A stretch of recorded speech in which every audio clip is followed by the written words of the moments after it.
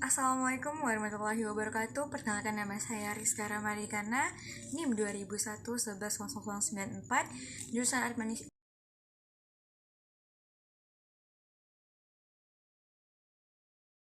Di video kali ini saya bakalan menjawab pertanyaan dari soal ujian akhir semester mata kuliah studi birokrasi yang dibimbing oleh Bapak Dedi.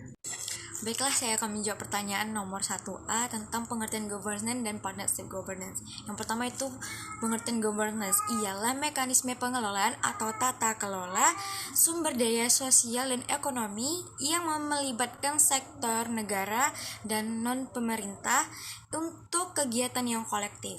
Sedangkan pengertian dari partnership governance ialah di mana sebuah kemitraan pemerintah yang melakukan hubungan atau menjalin hubungan dengan beberapa organisasi baik dari masyarakat maupun internasional. Selanjutnya itu pertanyaan 1B, yaitu sebutkan dan jelaskan manfaat partisipasi masyarakat dalam pemerintahan.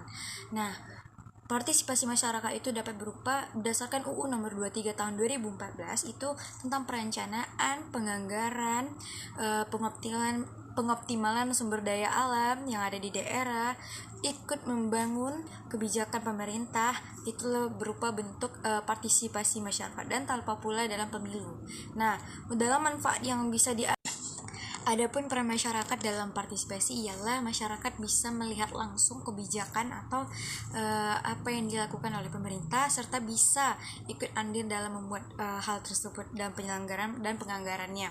Selanjutnya, masyarakat bisa turut menyebarkan bagaimana pengelolaan yang transparan dan akuntabilitas sesuai dengan apa yang diharapkan oleh masyarakat dan layak untuk diterima. Lalu yang ketiga itu sebagaimana dalam tertuang UU nomor 23 tahun 2014 pada pasal 354 tentang penyelenggaraan pemerintah, bagaimana pemerintah mendorong upaya partisipasi masyarakat agar mau, yaitu dengan cara pertama adanya mendorong kelembagaan organisasi masyarakat untuk turut aktif dalam penyelenggaraan pengelolaan pemerintahan. Nah, yang kedua itu adalah mengembangkan kelembagaan dan mekanisme pengambilan keputusannya. Lalu, yang ketiga itu adanya menyampaikan informasi. Nah, sekarang ini di era digital sangat mudah kita temukan pengelolaan yang lebih transparan melalui digital, informasi yang udah ada. Setiap daerah itu akan ada website Diskominfo-nya, begitu juga dimanapun daerah. Nah, selain itu juga akan ada sosial media yang memuat tentang kegiatan kebijakan pemerintah yang dibuat baik dari YouTube, Instagram maupun yang lainnya. Disitulah pertanyaan selanjutnya ialah apa pengertian dari transparansi dan indikator penyelenggaraan pemerintahan secara transparan dan akuntabilitas. Transparansi adalah di mana keterbukaan dalam penyelenggaraan proses atau pengelolaan pemerintah sehingga masyarakat dapat melihat secara langsung bukti nyatanya serta dapat disimpulkan prinsip menjamin hak masyarakat untuk memperoleh akses informasi dari penyelenggaraan pemerintahan tersebut. Nah, dari yang saya ketahui itu indikatornya itu ada 6, yaitu pertama adalah keterbukaan sistem informasinya, di mana masyarakat bisa mampu mengakses seperti tentang biaya prosedur atau izin buka usaha yang harus dipublikasikan. Lalu yang kedua itu mekanismenya, di mana adanya tempat penyaluran untuk menyampaikan kritik dan saran. Itu sepertinya yang sekarang itu adalah website pengaduan. Lalu yang ketiga adalah mekanisme pelaporan. Misalnya kita ingin melapor ke suatu pelayanan yang tidak baik, maka akan ada prosedur tertentunya. Lalu yang ketiga itu ialah laporan pertanggungjawaban tepat waktu. Nah, di mana di suatu pelayanan publik akan memberikan laporannya entah tiap bulan ataupun tiap tahun.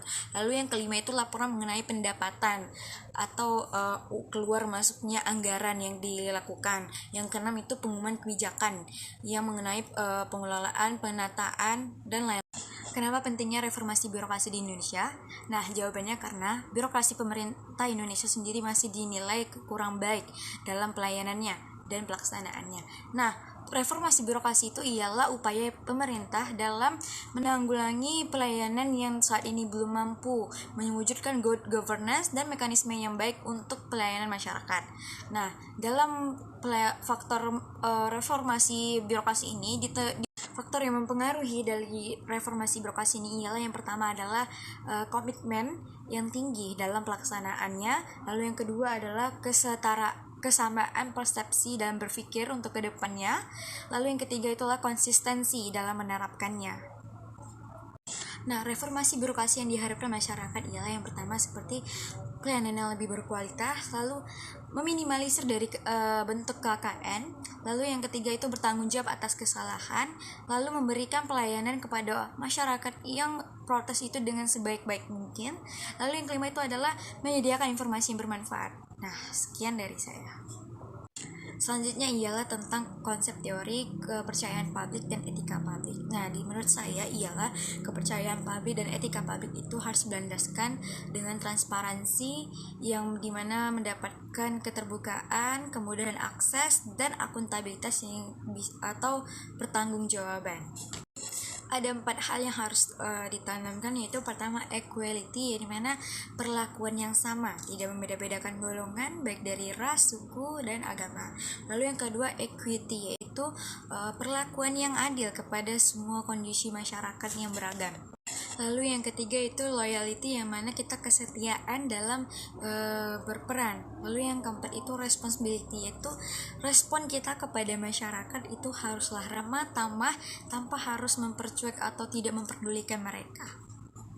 Nah, dalam menerapkannya itu seorang birokrat pelayanan publik harus memiliki keunggulan watak, berbudi luhur, dan asas etis, serta mencerminkan sikap-sikap nilai Pancasila.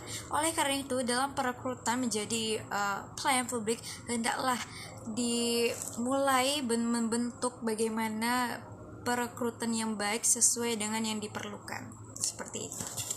Nah, selanjutnya ialah apa itu patologi birokrasi. Patologi dikenal istilah sebagai penyakit dalam keilmuan kedokteran. Nah, sedangkan patologi dalam birokrasi ialah penyakit yang muncul dalam birokrasi negara yang ditimbulkan dari hubungan antar struktural para birokrat dengan yang lainnya. Nah, beberapa contoh dari jenis patologi birokrasi itu pertama adalah paternalistik, di mana seorang atasan atau pejabat tinggi yang merasa bahwa dia itu memiliki kekuasaannya sehingga yang di bawahnya itu harus mematuhi apa yang akan diperintahkannya. Lalu yang kedua itu pembengkakan anggaran, di mana anggaran tersebut tidak sesuai dengan kebijakan yang dibuat dan adanya pengeluaran yang lebih dari seharusnya. Lalu yang ketiga itu prosedur yang berlebihan. Dan yang keempat itu ada pembengkakan birokrasi, di mana itu tuh penambahan jumlah struktur yang tidak sesuai, itu lewat jalur orang dalam. Lalu yang kelima itu fragmentasi birokrasi. Terakhir, selanjutnya itu bagaimana mengatasi patologi birokrasi, yaitu pertama adanya meningkatkan pengawasan serta hukum dalam pelaksanaan kebijakan pemerintah yang dilakukan oleh para birokrat. Lalu yang kedua itu meningkatkan kembali efisiensi dan efektivitas dalam pengelolaan pembangunan. Lalu peningkatan kapasitas dan kualitas SDM yang mencerminkan watak yang secara nilai Pancasila. Lalu yang keempat itu memanfaatkan kemungkinan untuk memperbesar struktur itu seminimal mungkin, tidak memperbanyak. Nah, yang kelima itu meningkatkan kualitas pelayanan publik sehingga dapat mencerminkan good governance yang baik. Sekian, terima kasih. Inilah apabila kekurangan dalam penyampaian, saya mohon maaf. Wabillahi taufik wal hidayah. Wassalamualaikum warahmatullahi wabarakatuh.